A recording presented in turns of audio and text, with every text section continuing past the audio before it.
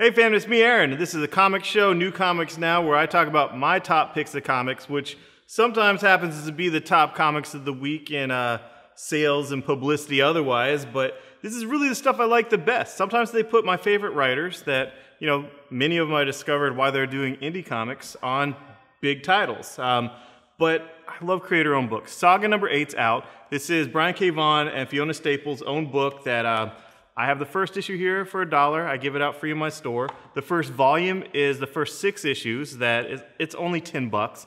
And then issue 7 just came back out in a second print by popular demand after a big snafu with retailers and Image's PR person. And then Image's publisher came out and said, I'm sorry, and if you order a good amount of these, I'll give them to you at a huge discount. So big that I'm going to give it free. I'm going to give issue 7 free when you buy the volume at my store because, get it in the single issues. The cliffhangers are so ridiculous that you'll enjoy it. Just that whole anticipation, like right before you're about, but anyway, it has everything you want. It has childbirth, it has robots pooping, it has bounty hunters. I love bounty hunters. I love Boba Fett. And issue 9 is, it's awesome. It's really good. You got the stock, kind of, and you got Gwendolyn, finally. We finally get to see who Gwendolyn is, and your favorite bounty hunter doing crazy awesome things. You've heard he was crazy awesome. Well, now you get to see it on panel. So, good stuff. I love Saga. You should love Saga, too.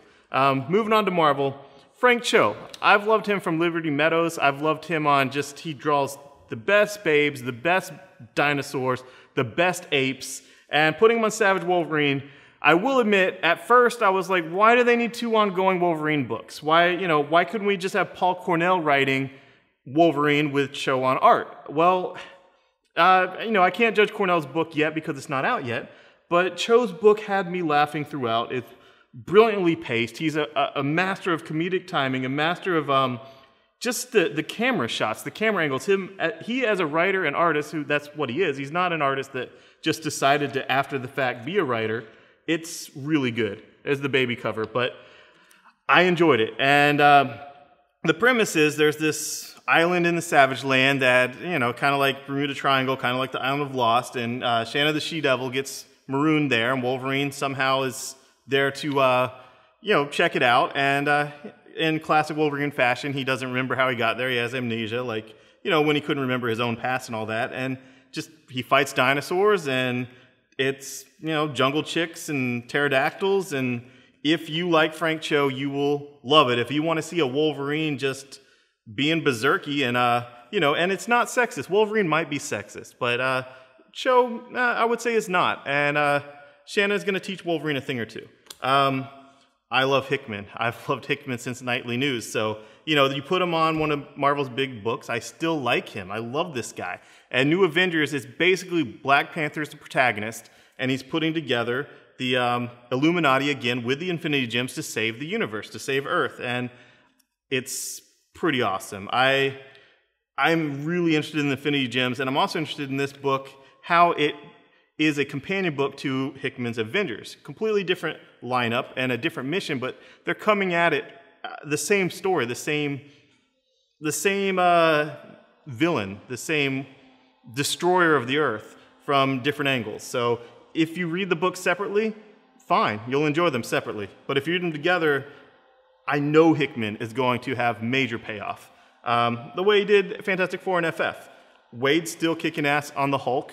Hulk as an agent of S.H.I.E.L.D., Hulk going hulking out for a good cause and being restrained by S.H.I.E.L.D. because Banner wants to have a life independent of Hulk and use the Hulk as a way of, he can't cure it, so he's just going to manage his condition the way anyone with some kind of chronic illness would manage their illness, and I'm digging it. Captain America, the same thing. I've liked Rick Remender ever since he did Captain Dingleberry, okay? Of course I've liked him since he did Billy Blackheart and since he did Fear Agent, but you put him on Captain America, I like him on Captain America. I'm sorry, I follow these writers for their whole career, and I love this stuff. And this is a whacked out Cap. And this cliffhanger is something that is jaw-dropping ridiculous. I mean, it's, you could say it's pants on head retarded, but that's just ridiculous. I can't, you know, this is Dimension Z, and the wildest, craziest thing you could imagine happens to Cap in Dimension Z. It happens on panel. And I love the classic, you know, Depression era, or even before that, I guess, 1920s, 30s Cap as a little kid. It's fun. All New X-Men, if you guys read it, you know this book is on fire. I was an early adopter. Even though there's a lot of Bendis haters, I saw that this book had some magic going on. And with the young Marvel girl, she's in next week's Wolverine the X-Men, which I've read, where Wolverine actually cuts Storm's hair. That's why she has the mohawk. But, you know, Marvel girl's in it, and she has an interaction with Quentin, and it's just beautiful. It's fun. It's ridiculous. And I should probably mention Avenging Spider-Man and Daredevil. They both have the Ock Spider-Man. Daredevil absolutely knows something's up. Absolutely, positively, without a doubt, knows something up. He insults Doc Ock, and Spider-Man grinds his teeth. You know, only Daredevil would pick up on that. He's wearing a mask. So, and Avenging Spider-Man, it's just fun to see these characters interact with this Spider-Man we know isn't Spider-Man. Batman 16, Scott Snyder is killing it. There's one more issue after this. This issue has the full court. It has, you know, the Jester as Joker. It has the Penguin as the Bishop of Crime. It has Riddler, and the Judge obviously is Two-Face. Of course he's the Judge, you know, the Physician, Scarecrow. I mean, this all makes sense. It's all perfect. Why did no writer think of this before? This, I laughed out loud several times with the horses, and just phenomenal. And then the checkmate that the Jester has on the King, on Batman, is just insane. Batman's literally sitting on the edge of his throne while we're sitting at the edge of our seats for issue 17 to come out. And in the tie-ins, it's the classic, like, what's in the box? What's on the platter? You know, it's like 7. Who's dead? We don't know who's dead. We have to know. So these both end in the same exact way, with the characters anticipating something and the reader anticipating something. And let me just say, Gail Simone on here is great. It opens with Batgirl in the wheelchair at age 18. I just want Gail to be able to tell this story of how Barbara got out of the wheelchair. I want the editors to get out of the way and stop handicapping Gail Simone so she can tell her story. And I don't believe this stuff on CBPR, comic book public relations, or comic book press releases, or comic book resources, I guess is what it's officially called, that they were just waiting for the plot to come in. You know, it's like, I don't believe that at all. But stop handicapping Gail Simone. Let her tell the story. I want to know how Batgirl got, you know, how Barbara got out of the wheelchair. That's what I want to know. That's what the Zero issue should have been. Tell me. Fables has its collection. It seems like Vertigo is moving towards really putting collections instead of, they've been testing that with original Fables hardcovers and other original hardcovers. They canceled Saucer Country, which is kind of sad, but that'll come back, either Image or Titan. But it's a great volume. It's great. Fables can consistently reinvent itself. And Fables, to these, you know, I don't know, man. Fables is just, it's awesome. It's like, you know, the Disneyland Fables are kind of like Sunday school, and this is, you know, the R-rated reality.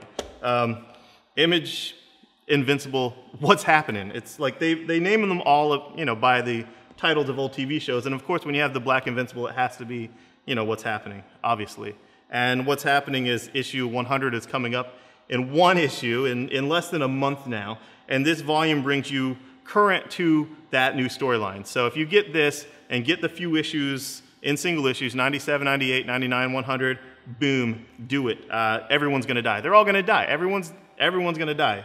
You know, comic book advertisements don't lie. They're all gonna die. And finally, Bleeding Cool Magazine issue 2.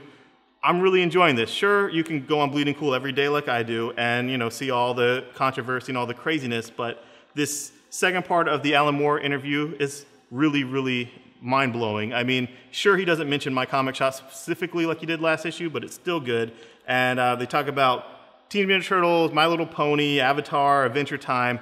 But what I really dug about this, the best thing, what you should just stand in the store and read, is the comic book feuds, all these classic comic book feuds. Some I obviously knew about from being on Bleeding Cool and being, you know, at conventions and whatnot, but others I didn't know about, like Darwin Cook versus Axel Alonso, and that's pretty awesome.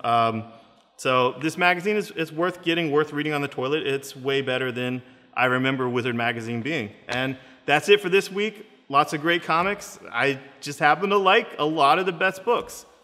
Thanks. Bye-bye. Thanks for watching, and click subscribe. I mean, I know I haven't incentivized that yet, but I will one day, and you'll be happy that you subscribed. And share it on Facebook. We'll give away a lot of these comics on Facebook like we do every week to one lucky random winner. And if you do win, and you want to do like a video or a photo of you with the comics, we'll promote it. I mean, only if you want, but that's awesome, right? Thanks, bye-bye.